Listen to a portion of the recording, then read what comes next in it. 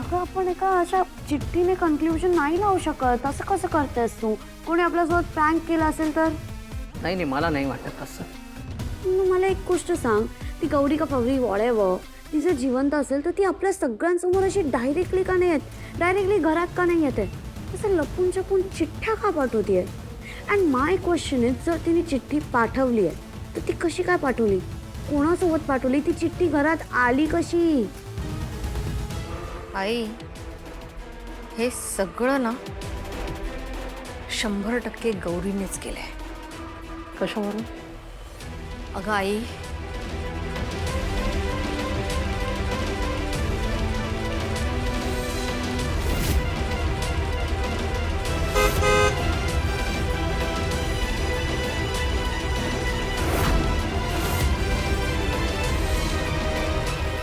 काय? अगं ती म्हणजे ती गौरीच होती. तू पण मूर्ख कशी ग? पकडायचं नाही का तिला? अगदीच डोकं नाही. खरं तू बिनकामाची आहेस, काही उपयोग नाहीये तुझा. आता काय बोलू? अगं आता मला काय स्वप्न पडलं होतं का ती गौरी आहे म्हणून? आता माहीत कशाला असायला पाहिजे? माणसाला अंदाज तर बांधता यायला पाहिजे ना. तेवढं तर डोकं दिलंय ना आपल्याला. एखादी अनोळखी बाई आपल्या बंगल्याच्या आजूबाजूला फिरते आणि काय तर असं लपून छपून फिरते, आपल्याला शंका नको का यायला? अरे ती गौरीच होती. तू तू मूर्खपणा केलायस तेव्हाच तू पकडायला हवं होतं. अटक करत होती, मान्य आहे मला. आणि तुला माहितीये का, ती होर्डिंग पण घेऊन उभी होती. बघा बघा, मी आहे गौरी, ओळखा पाहू मला. काय पण बोलतेस गाय? काय hoarding कशाला? अगं पण काय तू काय? Stop it! Shut up! भांडा कुठेतरी दुसरीकडे जाऊन मला आधी पुढचा प्लॅन सांगा.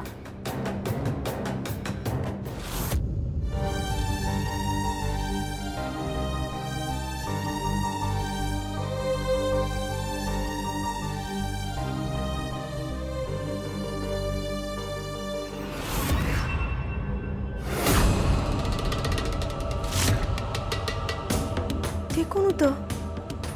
चोर का भूत? नाही नाही निंगे, तू बी काय बडबडतीयस? घरात 3-3 चिटकिने असताना भूत इथं कशाला येईल? नाही नाही, तुला भात झाला असेल.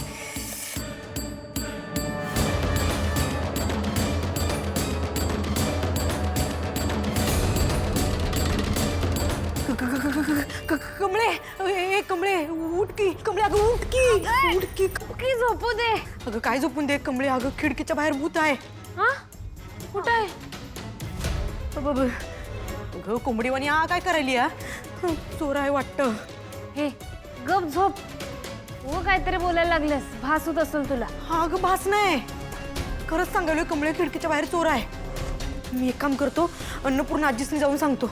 आता ह्याच्यासाठी त्यांना कशाला उठवायला लागलेस? आपणच बघूया, चल. नाही नको. उठ की. राम राम राम राम राम.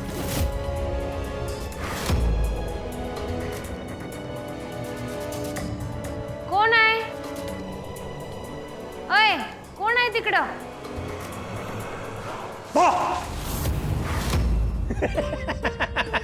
ऋषी सर, बोल. राजांच्या खोलीतनं लाल फडका बाहेर टाकायचा. ज्या अर्थी तिने सांगितलंय त्या अर्थी ती ते पाहायला नक्की येणार आणि मग आपण तिला पकडायचं. हो, हे लेटर यात स्पष्ट लिहिलंय की तो लाल कपडा राजनने टाकायचे, राईट? या पॉइंट आहे. आणि दाढ तर सतत टूल असतो. त्याला स्वतःची शुद्ध तरी असते का आता? अरे पण आपण शुद्धीत आहोत ना? आहोत ना? काय करायचं कसं करायचं हे मी ठरवेन, पण ह्या गौरीला पकडायचं.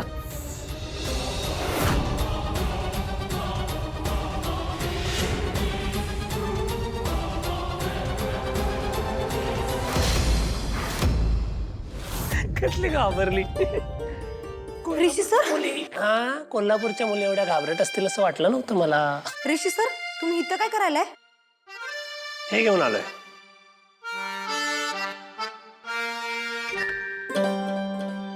आईस्क्रीम. आईस्क्रीम तो बहाना आहे. खरं खरं सांगा, तुम्ही इथं कशाला आलाय? तुमची मैत्रीण काय फोनवर माझ्याशी नीट बोलली नाही. तिचा आवाज मला नीट वाटला नाही. काहीतरी बिनसलंय ते कळलं म्हणून भेटायला आलोय. होय की ही काय पद्धत झाली भेटायला यायची? फोन करशील की नाही आणि सांगून येशील की नाही? असं येतात का कोणी? काय आजी काय तुम्हाला नाही म्हणतात घरला यायला? तर एवढ्या रात्री मी आजींना फोन करू का? आणि तू माझ्याशी नीट बोलली असतीस तर मी आलोच नसतो. तू बोलली नाहीस म्हणून मला काळजी वाटली. आणि तुझा आवाज इतका लो वाटला मला की राहवलं नाही. वय वय, खरी मज्जा तर लपून भेटल्यावरच असते. होय नाही म्हणजे लपून आईस्क्रीम खाण्यात असं म्हणायचं होतं. होय. सॉरी, मी एवढ्या रात्री असा चोरून भेटायला आलो. सॉरी काय म्हणताय? सर दारात नाही यायचं की नाही? दारात ना आलो असतो तर अख्ख्या घराला कळलं असतं मी आलोय. तुमच्या घरातले आणि लाखात एक आहेत. अजून राडा नको होता मला म्हणून असं आलो. आणि बाय द वे, तुमचे सिक्युरिटी गार्ड्स काही कामाचे नाही आहेत बरं का. ढाराढूर झोपलेत सगळे बाहेर. बर सर आता जावा तुम्ही. जातो. आधी मला सांग, तुझा चेहरा का पडलाय? हर हे सांडलं. मी आलोच, जरा धुवून येतो.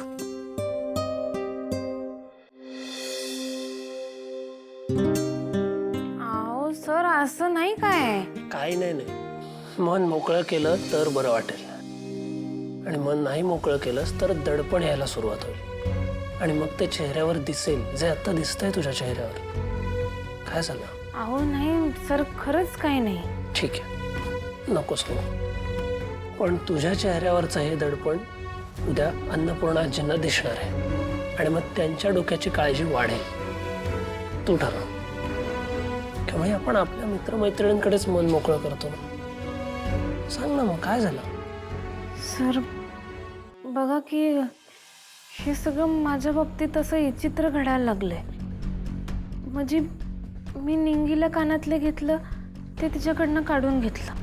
मी काय केलं नाही तरी बी माझ्यावर चोरीचा आळ आला. बाबा अचानक दारू प्यायला लागला. एवढं पितेत का त्यांना शुद्धच राहत नाही. रागिनी काकींच्या गळ्यातला हार चोरीला गेला, त्याचा आळ बी माझ्यावरच आला. मी काय केलं नाही तरी बी मला दोषी ठरवलं. हे सगळं माझ्या बरोबरच का घडतंय? एक गोष्ट लक्षात ठेव कमळी, देव त्याच लोकांची परीक्षा बघतो ज्यांच्यात ती परीक्षा पास करण्याची आणि त्या संकटांवर मात करण्याची हिंमत असते. तुझ्यात ती हिंमत आहे. आणि असं नको समजूस की प्रॉब्लेम तुझ्या एकटीच्या आयुष्यात आहेत. प्रत्येकाच्या आयुष्यात काही ना काही प्रॉब्लेम सुरूच असतात. असं समज की आत्ता तुझ्या आयुष्यात इतक्या विचित्र गोष्टी घडतायत, याचा अर्थ लवकरच तुझ्या आयुष्यात खूप सारा आनंद येणार आहे. त्यामुळे आपल्या आयुष्याचं आणि या नेचरचं एकच गणित आहे, nothing is permanent, change is the only constant. हा दिवस सुद्धा बदलणार आहे. मला सांग कमळी, उन्हाचे चटके देणारा उन्हाळा दरवर्षी 4 महिने आपल्या आयुष्यात येतो. पण त्यानंतर लगेच गारवा देणारा पावसाळा सुद्धा येतो ना. आपल्या आयुष्याचं सुद्धा असंच असतं. जेव्हा जेव्हा आपल्या आयुष्यात दुःख येतं तेव्हा समजून जा की लवकरच आपल्या आयुष्यात तितकाच आनंद सुद्धा येणार आहे. आणि राहिला प्रश्न निंगीचा, तर तिचे कानातले आपण लवकरच सोडवून घेऊया. आणि ही चोरी कोणी केली आहे हे सुद्धा आपण शोधून काढूया. ऋषी सर, ते करूया जेव्हा करायचं तेव्हा. खरं आता तुम्ही जावा. कोण बघितलं की नाही उगाच बोंबाबोंब व्हायची. काळजी करू नकोस. उद्या ये क्लाससाठी, वाट बघतोय.